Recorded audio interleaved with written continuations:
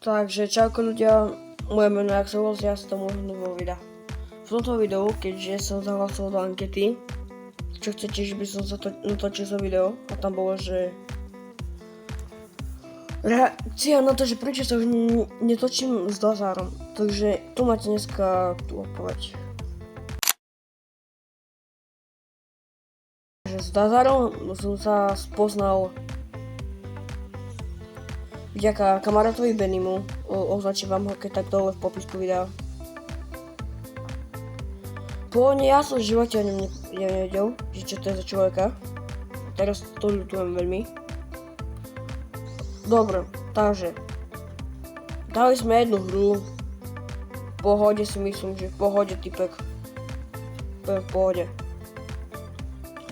Tam sme boli kamaráti, nie?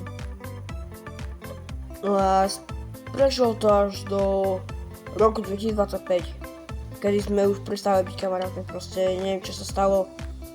Spravil nám dačo s Benim, čiže s Benim sa už s ním nekamarátime, čiže tak.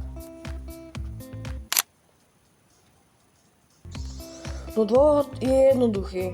Hrali sme, no určite si nemal som rozhodne tento učiť nikdy, ja som mal vždy ten Axelos iba. Nie Axelos oficiál, ja som mal Axelos. No.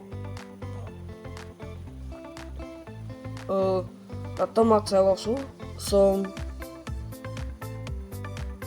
jednoducho, jak to povedať, mi dali ban iba kvôli nemu, pretože ma reportnul.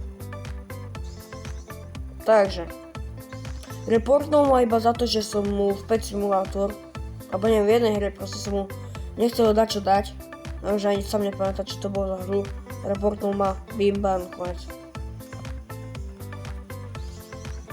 A deň predtým odo mňa chcel, že by sme týmkom nadávali. Proste, že by oni dostali ban. Ale nakoniec mi dali varovanie, jemu nedali nič. A tak no. Nezdal zároveň, že plánujem žiadne spolupráce. Stretol som raz v živote, to mi stačilo. Že by som pochopil vôbec, ak vyzerá. S Benim neplánujeme už nič s ním.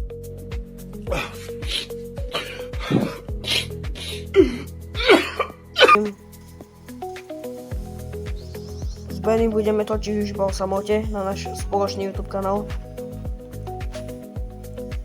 S Dazárom sa to aj tak nikdy nedalo. Ja som mal kanál Dazar Axelos. Natočil som tam jedno video, potom sme sa pohádali. On to video zmazal. Dobre. Ľudia.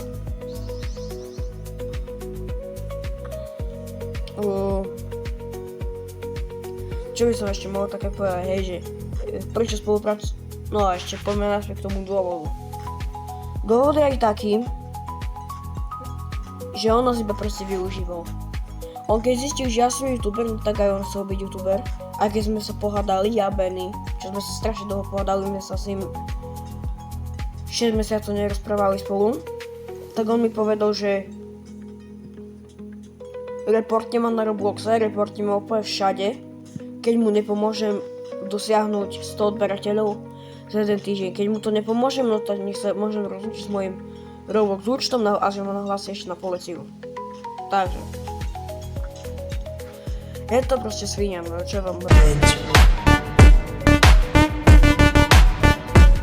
hovoriť o tom.